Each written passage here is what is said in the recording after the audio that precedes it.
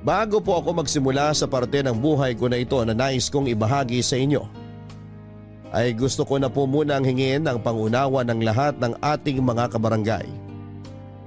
Pinalitan ko po kasi ang mga pangalan pati na ang mga apelyido na isinama ko rito sa kwento para po manatiling kaming pribado. Nawa ay maintindihan ng lahat na gusto ko lamang pong ibahagi ang sinapit ng aming pamilya sa mapaglarong kamay ng tadhana. Ako po si Liza, 25 taong gulang. Kasalukuyan po akong call center agent dito sa May Taguig. 5 taon na po ako nagtatrabaho sa kumpanyang pinapasukan ko. Dito ko din po nakilala ang lalaking minamahal ko, 5 taon na ang nakakalipas. Mas nauna po akong nakapasok sa kumpanya. Siya naman ay pumasok makalipas ang 2 buwan. Timothy po ang pangalan niya. Timothy Delgado. Hindi niya tunay na pangalan. Palagi niya akong binibiro na napakagalang ko naman daw sa kanya kasi buong pangalan kung tawagin ko siya. Kaya tinatawag niya naman akong Binibining Liza. Nainis po ako sa kanya kasi parang ang sarcastic kapag tinatawag niya akong Binibini. Kaya para wag na akong mainis ay tinatawag ko na lamang siyang Timothy. Hindi ko na sinabi ang apelyido niya. Pero napakakulit po talaga niya. Kasi biglang nais naman niya ay Tim na lang ang itawag ko sa kanya. Hindi naman kami close kaya bakit ko siya tatawaging Tim? Kaya nakaisip na naman siya ng pang-asar sa akin. Sinimulan niya naman po akong tawagin sa buong pangalan. Kaya nagtunog formal at napakagaling niyang mang-asar, Papa Dudut.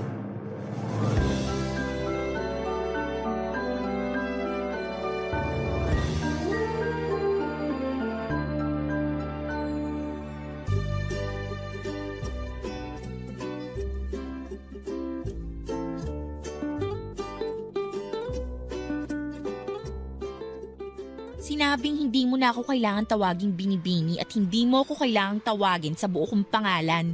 Kulang na lang ipagkalat mo sa mga tao dito ang buong impormasyon tungkol sa akin eh. Hindi totoo yan. Hindi ko naman sinasabi ang birthday mo ah. Pilosopo ka talaga. Bakit? Kailan ba ang birthday mo? Sa January Lakas mo talagang mang-asar no? Tsaka na nga, umanap ka na ng kausap mo. Sandali lang. Ito naman hindi na mabiro. Sinabing hindi tayo magkabiruan. Close ba tayo? Tawagin mo na lang akong Tim. Hindi na kita kukulitin. Sige na. Please. Oo na, ang kulit mo. Anong oo na? Anong oo na ano? Uy, inaasar ako. Ang kulit mo. Oo na, Tim. O ayan, masaya ka na? Teka, anong nangyayari? Aray, yung dibdib ko. Ano ba nangyayari sa'yo? Bakit ka nakangiti? Ang puso ko. Masakit ba? Halika, pumasok tayo sa loob ng building. Dadalhin kita sa klinik. Nawawala ang puso ko. Ano bang pinagsasasabi mo dyan? Halika na sa klinik. Ang puso ko ninakaw. Ano bang sinasabi mo? Naku, nagdideliryo ka na yata. Ninakaw ang puso ko. Ninakaw mo. Ano? Ikaw ang lakas mo talagang manginis. Kaya ayaw kitang kausapin eh. Lumayo ka nga sa akin. Uy, bakit mo naman ako binatawan? Muntik tuloy ako matapilok. Bigat na ako sa pag-alalay sa'yo. Naglolo ko ka lang pala. Aalis na ako. Bahala ka sa buhay mo dyan. Sandali! Ito naman hindi na mabiro. Natuwa lang ako at sa wakas tinawag mo akong Tim. Kaya mula ngayon, Liz na ang itatawag ko sa'yo. Anong Liz? Unang-una, Liza ang tawag sa akin ng lahat. Pangalawa, hindi tayo close para bawasan mo ng isang letra yung nickname ko. Nickname na nga, pinaikli mo pa. Eh di, ako lang ang tatawag sa'yong Liz dito. Parang alam mo na, terms of End that sentence kung ayaw mong hindi na kita pansinin forever. Okay, sige po ma'am. Sarcastic ka ba? Bakit mo ko tatawaging ma'am? Estudyante ba kita? Lisa lang. Lisa, okay? Nice. So, okay na tayo ha. Liza ang tawag ko sa'yo at Tim ang tawag mo sa akin. Tara. Anong tara? Uuwi na ako, no? Sakto. Hatid na kita. Oh, huwag ka nang umindi. May dala akong sasakyan. Para di ka na mahirapan sa biyahe. Doon lang ako nakapark. Lakad pa tayo ng konti. Uy, huwag kang mag-alala. Mabuti naman akong tao. Alam mo naman yun, di ba? Yun lang yung sasakyan ko, oh. Tara na. Ang kulit mo! Tara na nga. Gusto mo kain muna tayo sa labas? Gusto mong iwan kita dito? O sige, saka na tayo kumain sa labas. Busog pa naman ako eh. Oh, nasa na yung sasakyan mo? Ayan! Motor?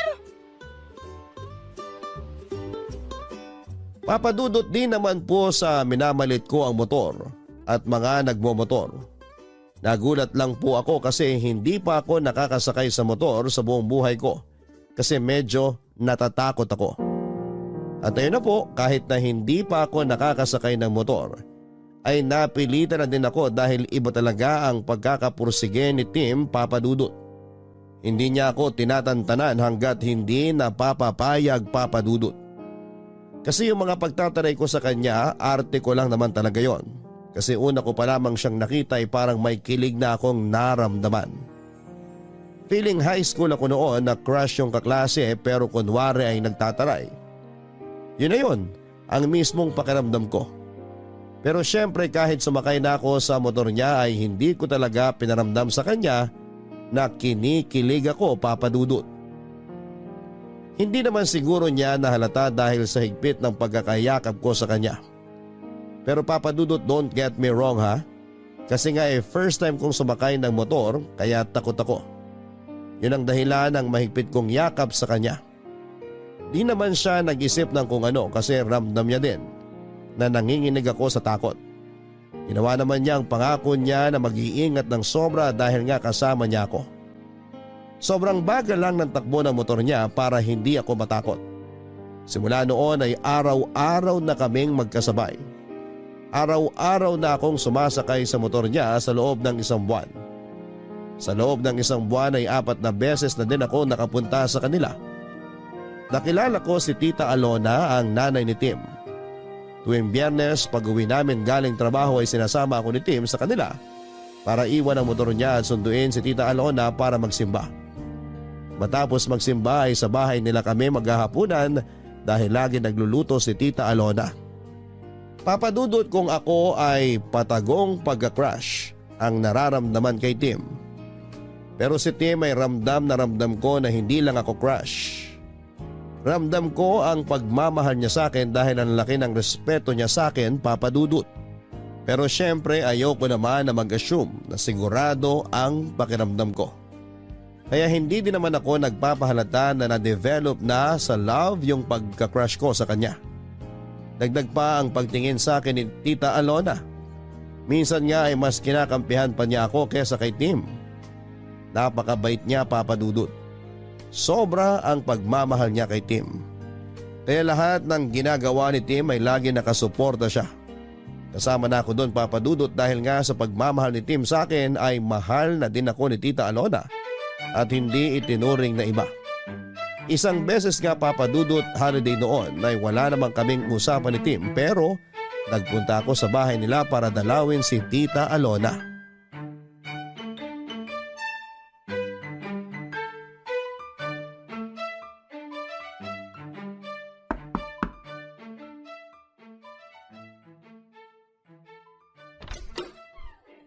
Tita, magandang tanghali po. Ay Lisa, halika tuloy ka. Si Tim lumabas lang, may bibilin daw. Sandali lang yon. Halika muna. Okay lang po, kayo naman talaga ang dinalaw ko.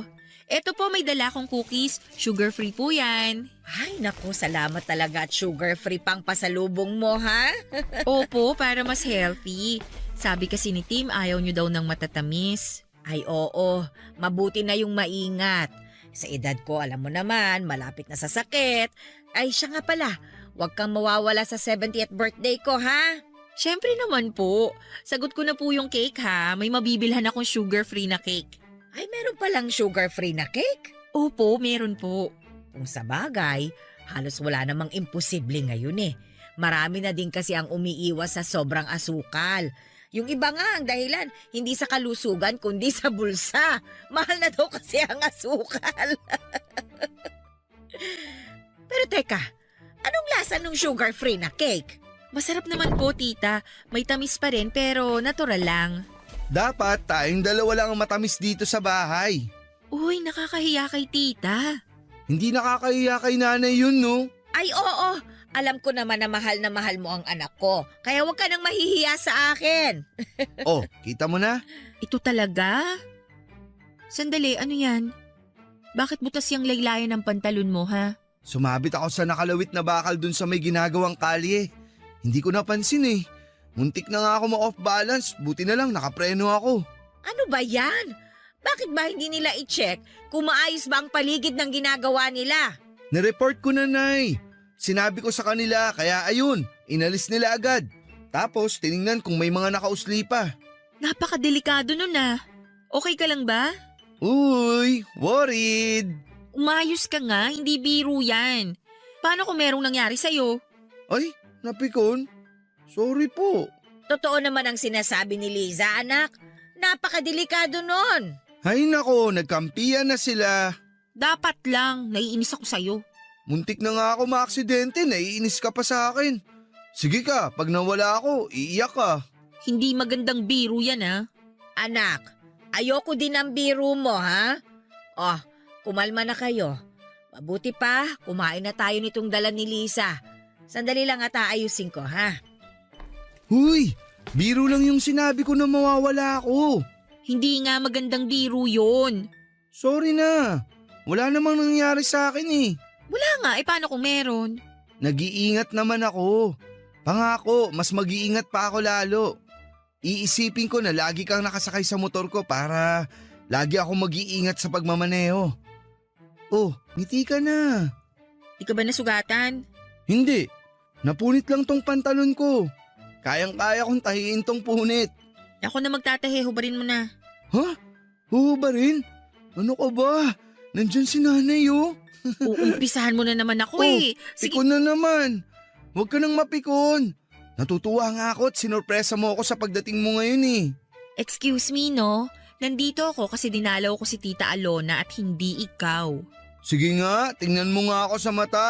Tapos sabihin mong hindi ako ang ipinunta mo dito. Naiinis na ako ah. Oo. Baka magkapikunan pa kayo dyan, ha? Halina kayo rito sa mesa. Handa na yung merienda natin. Papadudot kahit napatawa na ako ni Tim ay hindi naalis sa akin ang aksidenteng kinasangkutan niya ng mga oras na yon, Papadudot. Malit na aksidente man yon pero aksidente pa rin. Nakakatakot kasi at alam naman natin ang mga nagmumotor. Sinasabi nila na laging nasa hukay ang isang paa mo. Natatakot ako sa kasabihang yon, Papadudot. Matapos ang merienda at kwentuhan ay nagpaalam si Tita Alona na magpapahinga daw muna siya. Kaya naiwan kami ni Tim. Kinausap ko siya ng masinsinan, Papadudot. Sinabi ko na baka pwedeng wag na siyang magmotor. Sinabi ko na pwede naman kaming mag-jeep lang o mag-taxi sa tuwing may pupuntahan. Sabi niya ay napaka-convenient daw kasi ng motor. Lalo na daw pag traffic. Madali lang daw umiwas at sumingit-singit. Alam kong mahirap pa siyang kumbinsihin kaya hinayaan ko na muna ang aking request. Pero ang sabi ko sa sarili ko ay makukumbinsi ko din siyang wag nang magmotor. Darating ang araw na yon, pangako ko sa sarili ko. Makalipas ang 1 linggo matapos yung minor accident na pumunit sa pantalon niya, ay pupunta na uli ako kina Tim. Pero sinundo niya ako, Papadudot. Ayon, nakamotor kaming bumiyahe. Maingat namang magmaneho si Tim mula sa amin hanggang sa kanila at maayos naman ang naging biyahe naming dalawa. Sobrang palagay na ang loob sa akin ni Tita Alona kaya open na din ako sa mga biruan namin. Hindi na ako nangingiming tumawa ng malakas kapag nagpapatawa si Tim. Kasi pag tumatawa ako mas tawang-tawa si Tita Alona sa tawa ko. Hanggang isang beses ay tinanong ako ni Tim kung takot pa daw ako sa motor matapos ang mahigit 2 buwan ng pagsakay ko sa motor niya. Sabi ko ay medyo hindi na. Aba Papadudot, biruin ba naman ako na yung mahigpit na pagyakap mo sa akin ay hindi nadala ng takot? Nabigla ako sa tanong niyang yon at hindi ko alam ang sasabihin pero dahil hindi na ako nahihiya, kahit nadinig pa ni Tita Alona ang tanong niya ay natawa na lamang ako. Ayon, doon siya nakakuha ng pagkakataon para sabihing mahal niya ako. Papadudot, mahigit 2 buwan na rin naman kaming araw-araw magkasama kaya hindi na ako nagpakipot pa.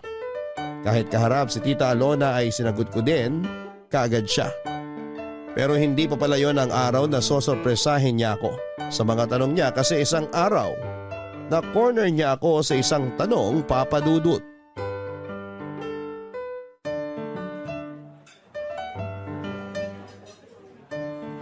Ano to? Papatikin mo sa akin lahat yung nasa menu nila? Pero masarap naman ang pagkain nila dito, di ba? Masarap nga pero bakit ang dami mong in-order? Ang hirap tuloy magpigil ng kain. Teka nga, ano bang okasyon?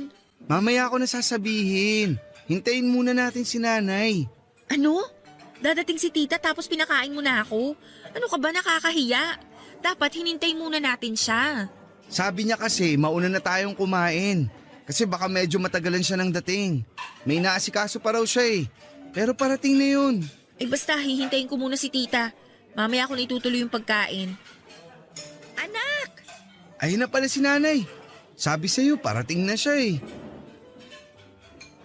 Mano po, Nay? Magandang tanghali po. Mano po? Ay, kaawaan kayo ng Diyos. Naku, pasensya na kayo ha. Kanina pa talaga ako tapos doon sa inasikaso ko. Yung traffic ang nagpatagal sa akin eh. Ay, napagod ako. Sabi sa inyo eh. Bibilang ko na kayo ng sarili niyong motor para kahit traffic, pwede kayong dumaan sa mga masisikip na daan. Tigilan mo nga ako. Unang-una, sa edad kong ito, pagmumotorin mo ako? Oh, ayaw niyo nun, Nay. Ang angas ng dating niyo pag nakamotor. Ito talaga, tigilan mo na nga si tita. Ay naku, laging ganyan yan, iha. Dati nga sabi ba naman, bibilihan niya raw ako ng leather jacket para daw magmukha akong action star, para daw walang mambastos sa akin. Aba, sabihin na natin na mukha akong nakakatakot. Eh pero hindi ba mas mukha akong tanga at naka-leather jacket ako sa init ng panahon? Uy, huwag mong pigilan yan. Baka kabagan ka. Tita, ayoko pong tumawa. Ay iha, wag ka nang mahiya. Nakakatawa naman talaga eh. Hindi lang ako makatawa kasi nanunuyo itong lalamunan ko. Inom po muna kayo. Ito po, tita, oh. Ay, salamat iha. Ayan. Ay, salamat naman at hindi natuyo ang lalamunan ko. Pwede na tayong tumawa. Ano nga ba yung tinatawanan natin? Yung tungkol po sa mukha kayong action star na naka-leather jacket sa ilalim ng mainit na araw. Sorry po. Itong anak ko na ito talaga, hindi na makabiro. Ayan ha, sinasanay ko na ang sarili ko ha. Anak, sige, sabihin mo na. Sabihin ng alin po. Liza, matagal na din naman tayong magkarelasyon. Siguro naman, pwede na tayong magpakasal. Okay ka lang? Tinatanggap mo ba ang proposal ko? Ha? Nabigla naman ako sa sinabi mo. Kung hindi ka pa handa, maiintindihan ko. Maghihintay ako. Ay, wala akong sinasabing ganyan.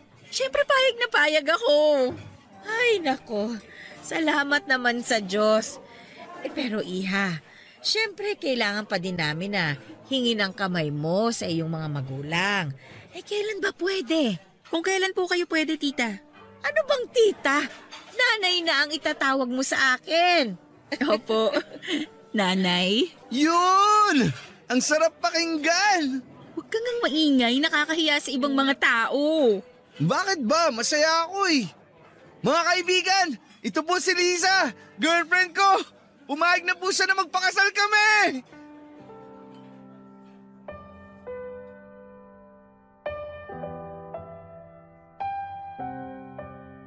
Napakasaya ng araw na yon, Papadudot. Plinano namin ang pagharap sa mga magulang ko para kunin ang basbas nila. Hindi naman ako nag-alala na hindi sila papayag. Kasi napakalambing ni Tim, kaya kuhang-kuha niya ang loob ng nanay at tatay ko. Hindi nga kinabahan si Tim nung sabihin niya ang pakay. Matapos noon ay nagsimula na kami magplano kung anong araw ang kasal. Kung saang simbahan, saan ang reception, hindi nakialam sa pagdidesisyon ang mga magulang namin. Hinayaan nila kami sa lahat ng desisyon at hindi na din kami kumuha ng wedding planner. Kasi gusto ko din na hands-on ako sa paghahanda at pag-aayos ng lahat. Pero parang ramdam ko na ako lang lahat ang nagdidesisyon. Kasi naman papadudod sa tuwing tatanungin ko si Tim, ang lagi niyang sagot ay kung saan ang sa palagay ko'y maganda. Yun din ang desisyon niya. Sa gitna ng mga pagpaplano ay binuksan ko uli ang isang hiling na sana ay mangyari. Ano ba nga ayusin natin ngayong araw? Maghihintay lang tayo ng mga tawag kung may kailangan tayong puntahan. Yung venue ng reception, hindi ba natin pupuntahan? Napuntahan na natin yun. Sabi na naman natin ang mga gusto natin. Tatawag naman sila kung may iba pang kailangang malaman. Yung pagkain, okay na ba yung mga napili natin? Kailangan kaya natin puntahan uli? Baka may dadagdag pa tayo. Pwede naman nating itawag yun kung sakaling may idadagdag. Saka yun na yung mga pagkain, kumpleto na yun. Magdagdag na lang kung may additional guest pa tayo. Nabigyan na ba natin lahat ng invitation? Baka may mga nakakalimutan pa tayo na dapat imbitahin. Nabigay na lahat. Siguro naman naimbita na lahat ng dapat. Mag-relax ka nga. Sorry, mukha ba akong tensyonado? Gusto ko kasi maayos na lahat. Para wala na tayong iisipin 1 week bago ang kasal. Okay na lahat. Iba naman pag-usapan natin. Okay. Ilan ba gusto mong anak? Darating tayo dyan, saka na natin planuhin yan pagkatapos ng kasal. Okay. Akala ko kasi gusto mo nang planuhin yung dami ng mga magiging anak natin eh. Hindi yon. Ang sinasabi kong pag-uusapan natin ay yung pagmumotor mo. Pagmumotor ko? Oo. May request sana ako sa iyo eh. Ano yun? Gusto ko sana, huwag ka nang magmotor. Bakit? Basta natatakot ako pag nagmumotor ka eh. May ingat naman ako. Di ba pag nakasakay ka sobrang ingat ko magmaneho? Oo nga, maingat ka. Pero paano kung yung mga kasabay mo sa kalsada ang hindi maingat? Kung yan ang gusto mo, sige. Pero pwede ba hanggang matapos na lang natin ang pagpaplano sa kasal? Hindi ba pwedeng simula na ngayon? Tapusin na lang muna natin ang pagpaplano. Para mas madali tayong nakakapunta sa mga dapat puntahan. Pagkatapos nun, stop na ako. Sakto, si parang Bimbo gustong bumili ng motor. Pang-deliver lang daw dun sa subdivision nila. Salamat at pagbibigyan mo gusto ko ha. Siyempre naman, magpapakasal na tayo.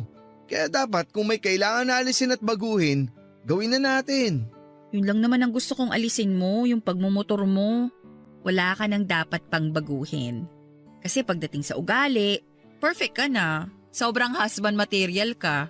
At soon, perfect padre de pamilya na. Sabi nang antayin muna nating matapos yung kasal eh. O sige, sa huling araw ng pagbumotor ko, doon na natin pag-usapan ang plano kung gaano karami magiging anak natin ha. Ikaw talaga lagi kang may sagot. Oo na nga. Yun!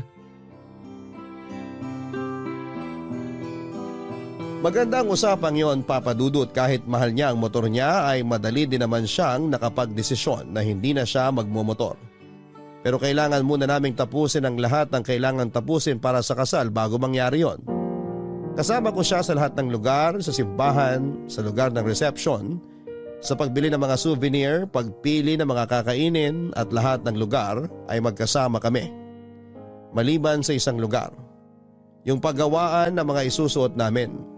Ang sabi ko kasi gusto ko isorpresa sa kanya ang itsura ng wedding gown ko. At gusto ko din na sorpresa sa akin kung gaano siya kagwapo sa isusuot niyang damit. Pinilit nga niya ako na samahan siya kasi okay lang naman daw na makita ko ang isusuot niya.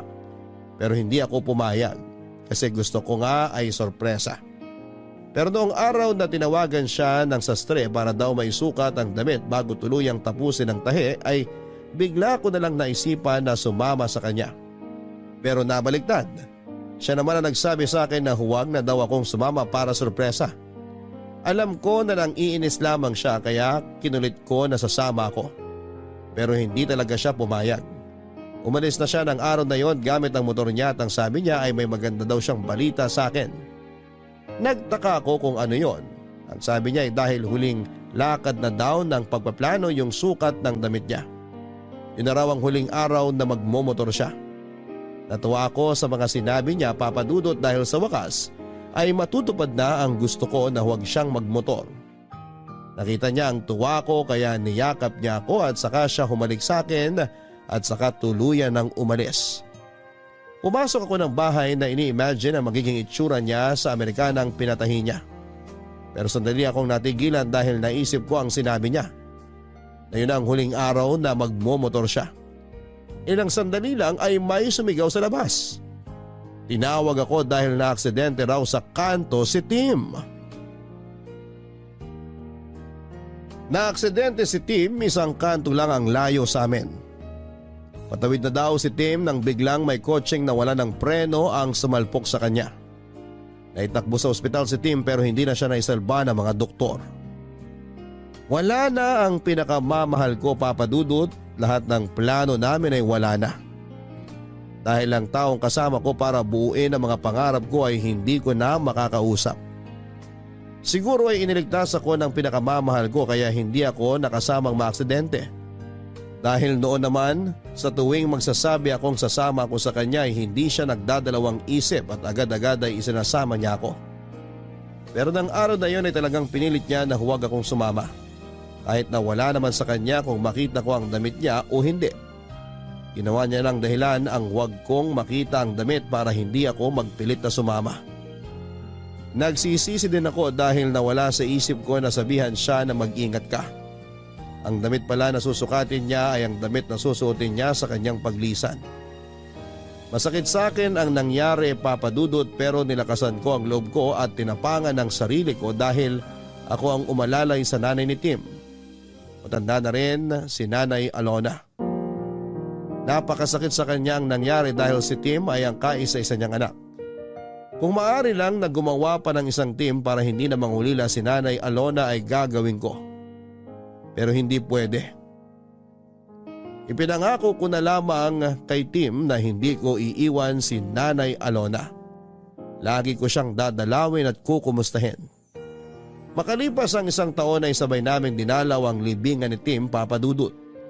Pagkagaling sa sementeryo ay hinatid ko siya sa bahay. Pauwi na ako nang makakita ako ng magkasamang nakasakay sa motor. Biglang bumalik sa akin ang lahat ng alaala namin ni Tim kapag sakay niya ako sa motor niya.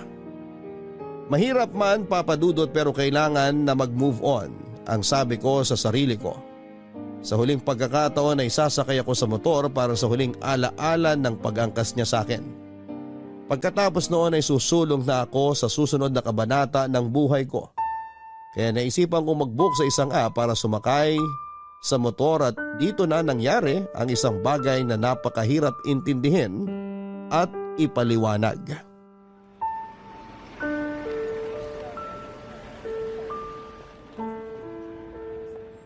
Anak, hindi mo naman ako kailangang ihatid pa. Baka may gagawin ka pa at naistorbo kita. Nay naman, ano po bang storbong sinasabi ninyo? Gusto ko po itong ginagawa ko. Alam niyo naman kung gaano kayo kaimportante sa akin eh. Maraming salamat, anak, ha? Napakabuti mo. Kahit wala na si Tim, nandiyan ka pa din at hindi mo ako iniwan. Salamat, anak. Salamat. O ano po yan? Umiiyak kayo. Ayaw ni Tim ng ganyan. Malulungkot yun pag nakita niyang umiiyak kayo. Pasensya ka na, ha? Halika muna at kumain ka bago ka umalis. Naku, wag na po, Nay. May pupuntahan pa po ako. Nag-book na po ako ng motor na sasakyan ko. Malapit na rin pong dumating dito. Bukas na lang po, magdadala din ako ng laing na luto ni Mama. Oy, sige. Masarap magluto ng laing ang mama mo. Magluluto din ako ng paborito ni Tim na sinigang na bangus sa bayabas. Sige, Nay. Magkita po tayo bukas, ha? Ano po? Kaawaan ka ng Diyos. Mag-iingat ka, ha? Papasok na ako sa bahay. Opo. Tim, miss na kita. Pangako, magmo-move on na ako. Nag-book ako ng motor. Sasakay ako ng motor sa huling pagkakataon.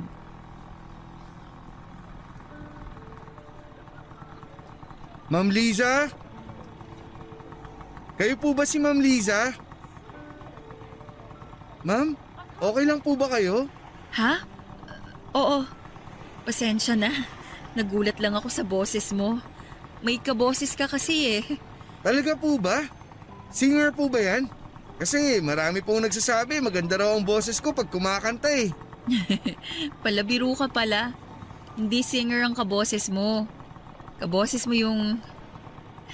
Hayaan mo na nga. Tara na.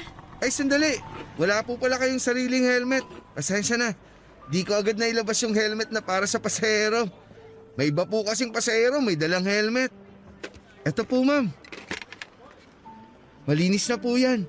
Lagi ko pong ini-spray ng alkohol. Pero isprayan ko po ulit sandali ng alkohol bago niya isuot. Ayan. Ma'am, pwede niyo na pong isuot. Salamat.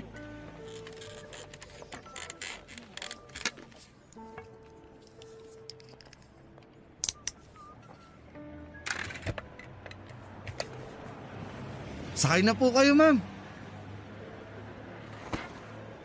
Bago po tayo umandar, ma'am, check ko lang. Komportable naman po kayo sa pagkakaupo nyo? Ha? Oo, komportable naman. Salamat. Don't worry, ma'am. Iatid ko kayo ng safe and sound. Maingat po ako, lalong-lalo na kung may sakay. Naalala ko yung boyfriend ko sa'yo. Napakaingat nun sa pagmamaneho ng motor.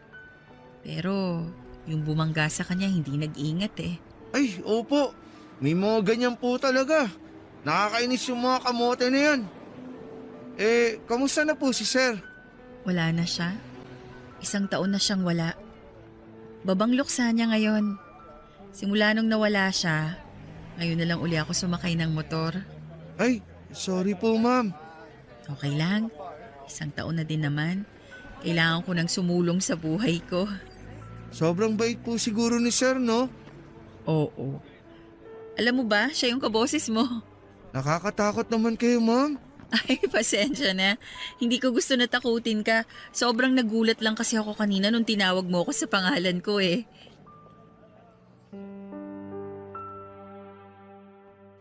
Noong pagkatawag pa lang niya sa akin ng Ma'am Liza at kaboses niya si Tim ay parang nag-flashback sa akin noong una kong kinukulit noon si Tim sa hallway ng opisina namin. Buong biyahe kaming nagkwentuhan, Papa Dudut, at para akong reporter na nag-i-interview sa dami ng tanong ko. Gusto ko kasing madinig ang boses niya habang kausap ko siya.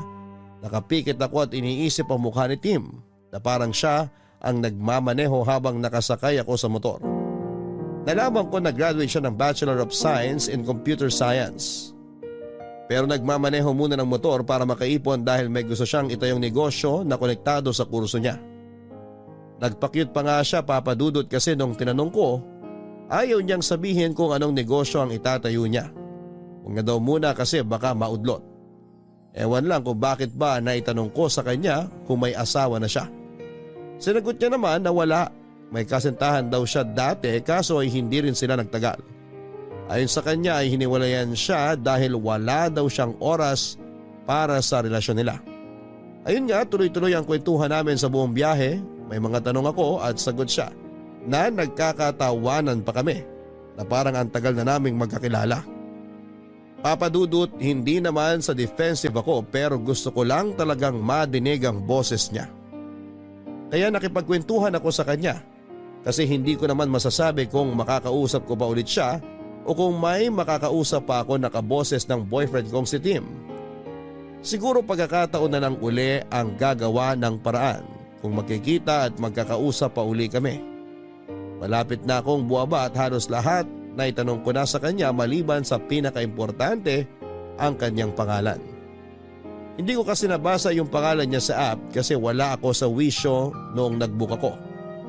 Noong matanggap niya yung booking ay itinago ko na kaagad ang phone ko.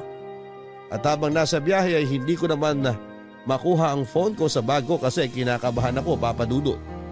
Pagbaba ko ng motor at bago ko pa man may tanong ang kanyang pangalan ay nakiusap na siya na kung pwede raw ay makiinom para daw hindi na siya bibili ng tubig at matipid niya ang budget niya sa araw na yon.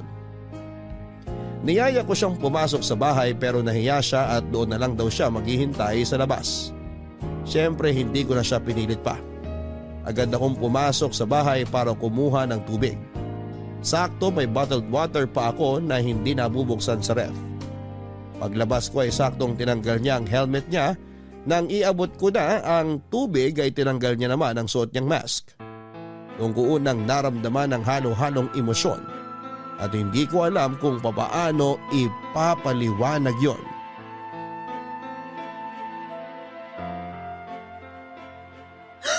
Tim? Ma'am, Timothy? ako nga po. Uy, ma'am! Ma'am, ano nangyari? Ma'am, gumising kayo! Ma'am! Ma'am, okay lang kayo? Ano nangyari? Bakit kayo naimatay? May masakit po ba sa inyo? Ma'am, ano po ba nangyari? Ano pong ginawa ko? Ma'am, relax lang po kayo ha. Eto po, uminom muna kayo ng tubig.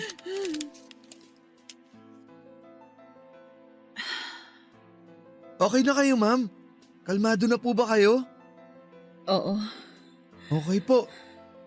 Bakit po kayo naimatay? Ano po bang nangyari? Para kayong nakakita ng multo eh. Yung binigay niyo pong tubig, napainom ko din tuloy sa inyo. Joke lang po. Pinapatawa ko lang kayo. Tim? Ikaw ba talaga yan? Opo, ako nga po. Yun din po yung pangalan na nakalagay sa app. Bakit po parang ngayon nyo lang na-realize yung pangalan ko?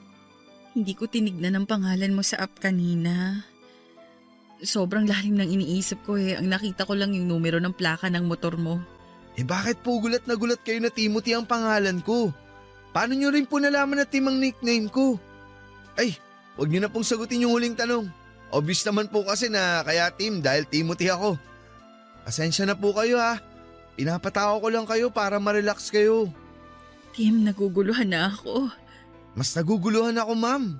Ano po bang nangyayari? Hindi mo ba talaga ako kilala? Hindi po. Ngayon ko lang po kayo naisakay. Timothy Delgado? Ano po? Ikaw si Timothy Delgado. Hindi po. Timothy Garcia po ako.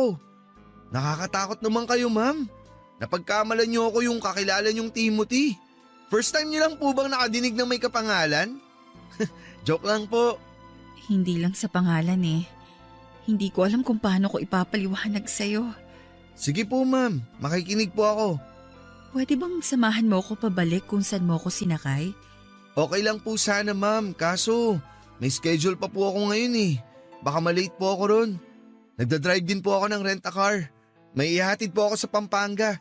5 PM po yun, kaso may nakuha pa po akong isang pasahero sa motor bago ako umuwi. Pasensya na, ma'am ha. Hindi po sa nagdadahilan ako. Alam ko na. Kunin ko na lang po ang number nyo. Kontakin ko po kayo bukas pagbalik ko dito sa Maynila. Eto yung number ko. Pasensya na, pakopya na lang dyan sa cellphone. Hindi ko na maalala ang number ko, naguguluhan ako. Opo, ma'am. Ang gulo po talaga. Kung wala lang po akong gagawin ngayon sana sinamahan ko na kayo. Pasensya ka na ha. Mahirap ipaliwanag eh. Pero may tao na pwedeng maglinaw ng lahat. Sige po, ma'am. Eto na po ang cellphone nyo. Nakuha ko na po ang number nyo. Sinave ko na din po ang number ko sa phone nyo. Ma'am, nakatulala po kayo. Pasensya ka na. Huwag ka sanang mawirdohan sa akin ha. Actually, mas lalo ako naging interesado kung ano yung gusto nyong sabihin eh. Paano, ma'am? Kailangan ko na pong pick upin yung pasahero ko. Sige po, Ma'am Liza. Lisa na lang please.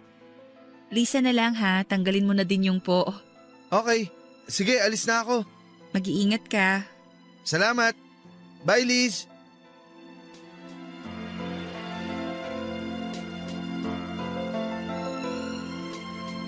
Para akong binuhusan ng malamig na tubig nang tawagin niya akong Liz dahil yon ang gustong itawag sa akin noon ni Tim.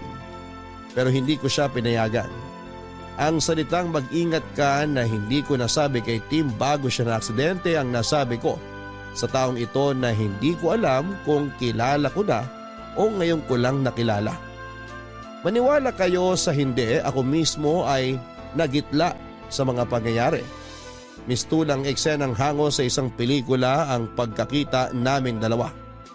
Sadyang ayaw magpatalo ng utak ko at patuloy na iniisip nito na guni-guni ko lamang yung nangyari.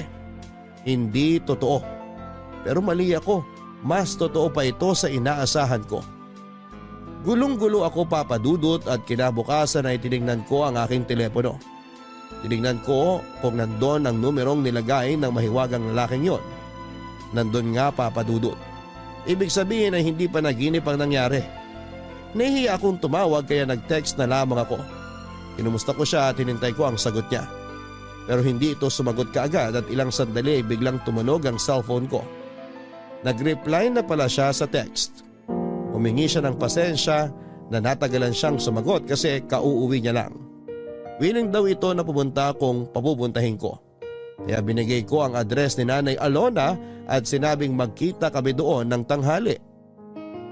Matapos kong mag-ayos ay pinuntahan ko na si Nanay Alona.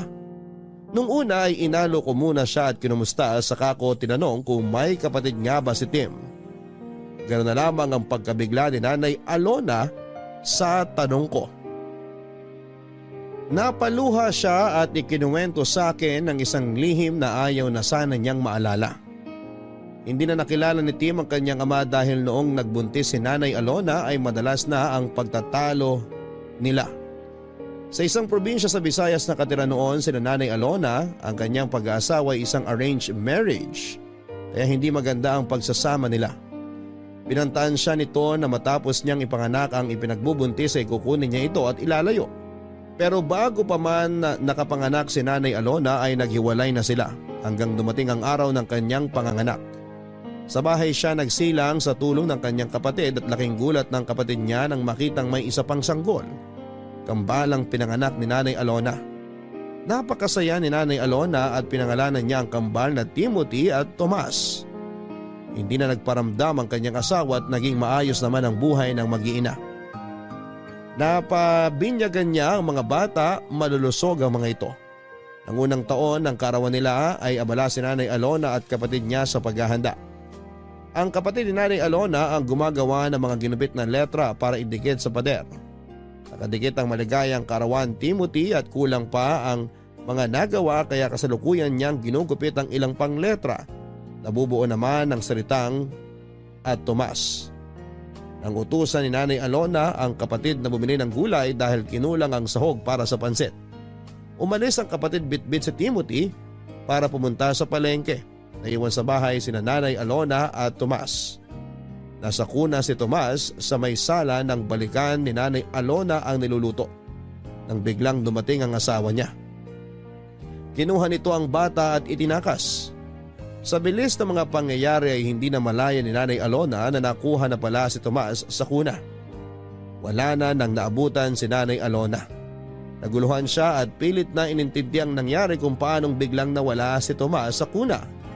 Hinanap ni Nanay Alona si Tomas at sinubukan niyang lumabas ng bahay nang dumating ang isang nagmamadaling kapitbahay upang sabihin na kinuha ng dating asawa ang anak niya. Nadurog ang puso ni Nanay Alona ng panahon na yon. Palibas ay hindi alam ang gagawin kaya hindi niya alam kung paano mababawi ang anak hanggang sa lumipas ang panahon.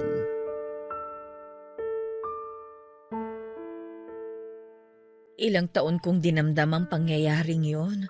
Bakit mo ba biglang naitanong yan? Nay, may nakilala po ako. Kamukhang kamukha ni Tim. Hindi ako makapaniwala nung makaharap ko siya. Akala ko nagmumulto si Tim pero kausap ko siya at nahawakan ko. Ha? Diyos ko! Nay, huminahon kayo. Anak ko yun! Sigurado si Thomas yun! Magkamukha sila ni Tim nung bata pa sila, kaya hindi ako magkakamali. Siya yung nawawala kong anak! Nay, Tim din po ang pangalan niya. Pero iba po ang apelyido. Garcia po. Apelyido yun ang kanilang ama. Ang apelyido na ginagamit ni Tim ay apelyido ko. Siguro nung araw na kinuha si Thomas, pangalan pa lang ni Tim ang nakadikit sa pader noon.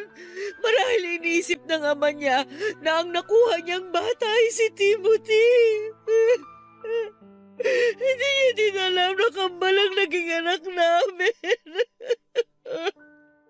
Diyos ko! Sana siya si Thomas!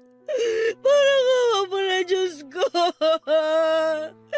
Bago man lang po magpantay ang aking mga paa! Pinapunta ko siya dito kasi gusto ko din malaman kung ano bang nangyayari.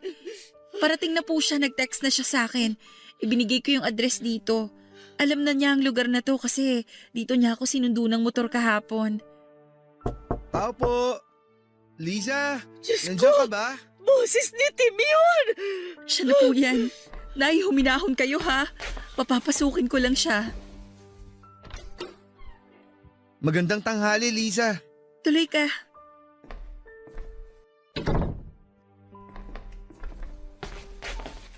Ay, magandang tanghali po, Nay. Diyos ko! Anak ko! Po? Anak! Ako ang nanay mo! Kinuha ka sa akin ng tatay mo noong 1 taon ka pa lang! Ano po? Ikaw si Thomas! Kakambal mo si Timothy!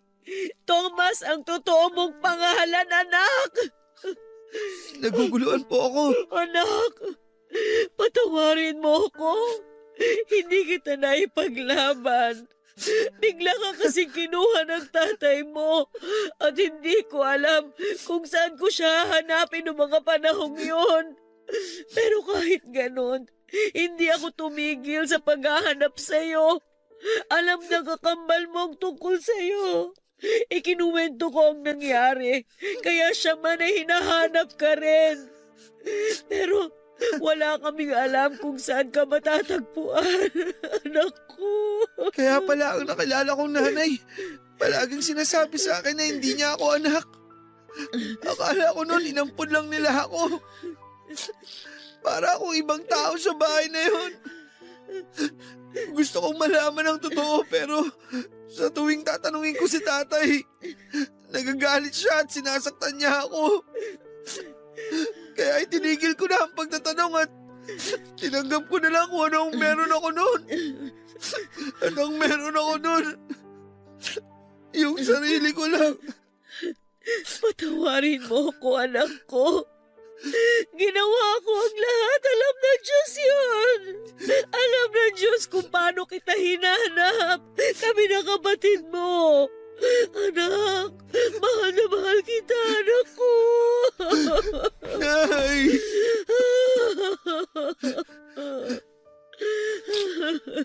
Salamat, Liza. Salamat din at pinigyan mo ako ng dahilan para makausad. Anong ibig mong sabihin? Saka ko na ipapaliwanag. Ang importante ngayon, nakita na kayo ng tunay na nanay mo.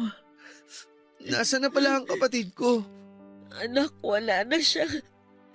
Naaksidente siya sa motor nung 1 taon. Po? Ay, oo nga pala. Nakalimutan ko. Nabanggit nga po pala yun ni Liza nung una kami nagkita. Huwag ka nang malungkot.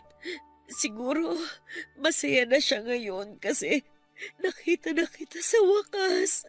Bukas kung wala kang gagawin, puntahan natin yung puntod niya. Sige, gusto kong pumunta doon. Salamat, Liza. Hindi na ako sasama bukas, ha? Magluluto ako ng pansit. Yun ang handa ninyo nung unang kaarawan nyo. Pero hindi mo na natikman. Gusto kong lutuin uli ang pansit na yun bilang muli natin pagsasama-sama. Dahil nabuhay muli ang kapatid mo dahil sa'yo. Hindi lang ikaw ang bumalik sa akin, anak. Pati si Timothy.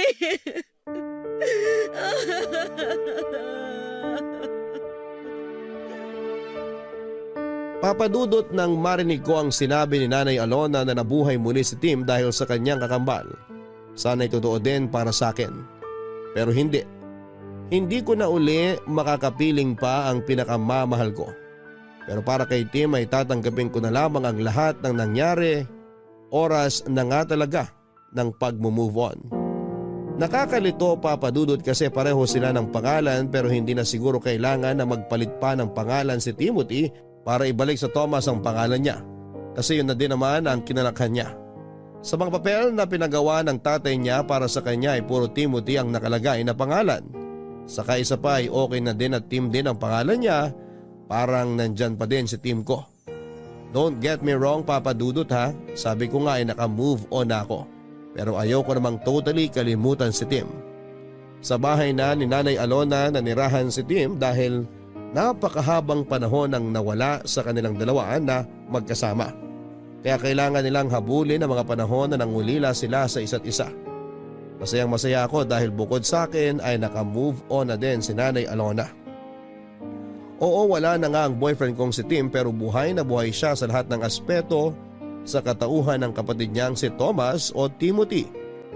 Dahil nga doon ay nakatira si Timothy kay Nanay Alona at dahil madalas ko pa din dinadalaw si Nanay Alona ay madalas din kaming magkasama at nagkwekwentuhan. Papadudod para kaming soulmates dahil ang gaan ang loob namin sa isa't isa. Ayoko maging unfair, ayokong isipin na kaya ako close sa kanya dahil nga si Tim pa din ang nakikita ko. Kasi habang tumatagal ang panahon, kahit pala sila kambal ay may mga pagkakaiba din pala sila. Pareho sila ng sense of humor pero si Tim ay pag seryosong topic ay nagiging seryoso. Si Timothy ay iba. Kasi para sa kanya pag seryoso ang topic ay pinipilit niyang hanapan ng paraan para maging magaan ito. Ayaw niya daw ng mga nakakalungkot. Kasi halos buong buhay niya ay malungkot na. Kaya ayaw niyang nakakakita ng nalulungkot. Papadudot na kumbinsin na rin namin ni Nanay Alona si Timothy na huwag nang magmotor. Dahil nga hindi maganda ang nangyari kay Tim dahil sa motor. Sinuportahan din ni Nanay Alona ang negosyong pangarap ni Timothy. May computer shop na siya. All around ang shop mula repair hanggang sa pagpuprogram at kung ano-ano pang may kinalaman sa computer, kaya ni Timothy. Kampante kami sa mga ginagawa namin, papadudot. May tinatawag kaming relax day, yun ang araw ng day off ko, na kung saan ay araw din na sarado ang shop ni Timothy. Okay naman ang mga paglabas-labas namin para kumain at mag-aliw hanggang isang araw.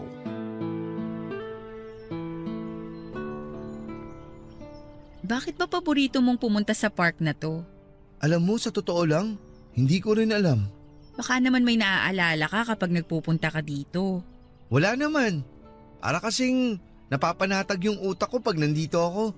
So nagpupunta ka dito mag-isa? Hindi. Ayoko namang isipin ng mga taong nakakita sa akin na loner ako. Sino kasama mo? Iba-iba, mga kaibigan ko. Alam mo bang si Tim? Yung kakambal mong si Tim, gustong gusto ring pumupunta sa park na to. Talaga? Bakit ganun? Anong bakit ganun? Ang liit lang naman itong park.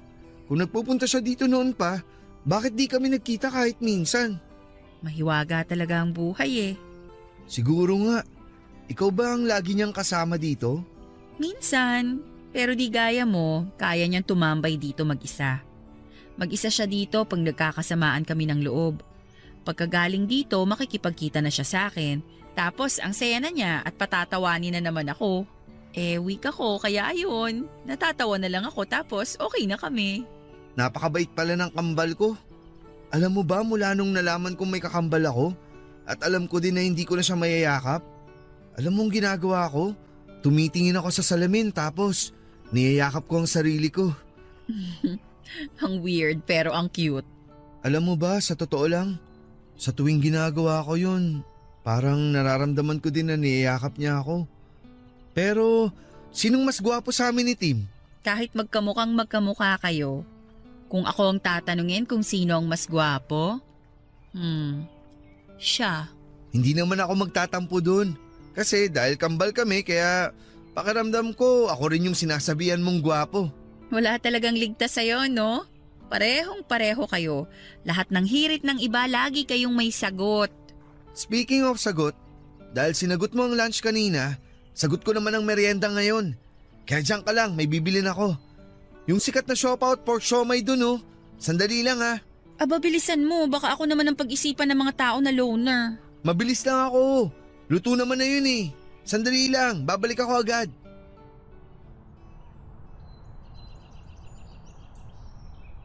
So, ikaw yung pinalit sa akin? Ha?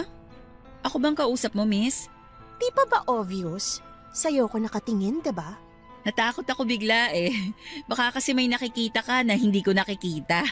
Pilosopo ka. Yan ba napulot mo kay Tim? Sandali, miss ha? Kasi medyo nakakagulat ka. Bigla ka nalang nagsasalita dyan. Hindi ka man lang nagpapakilala. Girlfriend ako ni Tim. Teka lang ulit, miss ha? Girlfriend? Ang alam ko, walang girlfriend si Tim. Wala na nga kasi inagaw mo siya. Sandali nga. Writer ka ba? Ang dami mong naiisip eh. Sinong inagaw? Sinong nang agaw? FYI miss ha, wala akong inaagaw. Teka. So ikaw pala yung ex ni Tim. Hindi pa official na ex. Ano pang kailangan para maging official? Pirma ng prinsipe ng Dubai? Pwes, sorry. Di niya mapipirmahan kasi busy siya. Ang lakas mo mang asar, ah. Sandali nga. Bigla kang lalapit dito tapos may topic ka na agad? Ibig sabihin kanina ka pa nakikinig dyan? Anong nakikinig? Nadinig ko lang. Malaking diferensya nun. Nakikinig o narinig, pareho lang yon. Pinakinggan mo pa din. Tsaka sino ka ba? Hindi ka muna nagpakilala. Hindi na importante yung pangalan ko. Ang pinag-uusapan natin dito, yung pangaagaw mo. So ayaw mong sabihin ang pangalan mo? Huhulaan ko na lang. Dahil nakikinig ka sa usapan ng may usapan, I therefore conclude na ang pangalan mo, Marites. Kanina ka pa! Lorena! Oh, so Lorena palang pangalan mo. So, ngayon alam mo na. Anong ginagawa mo dito? Bakit? Sa inyo ba tong park para pagbawalan mo akong pumunta dito? Siya ba? Siya bang pinagpalit mo sa akin? Tumigil ka nga. Huwag kang mag-eskandalo dito. Nakakayayang ginagawa mo.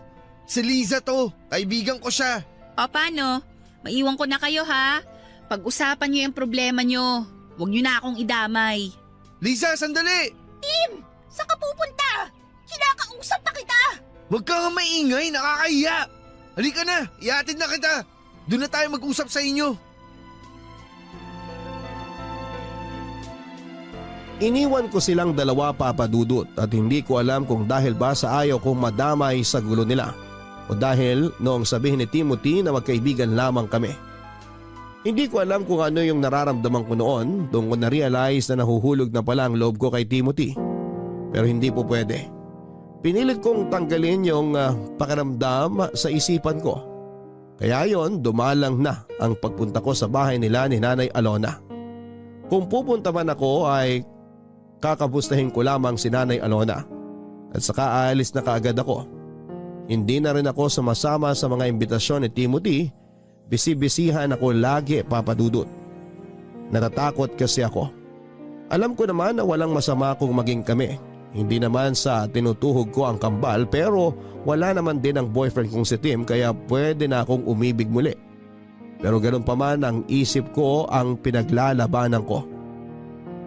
Oo nga, pwede na akong umibig pero hindi kay Timothy nakakambal ni Tim.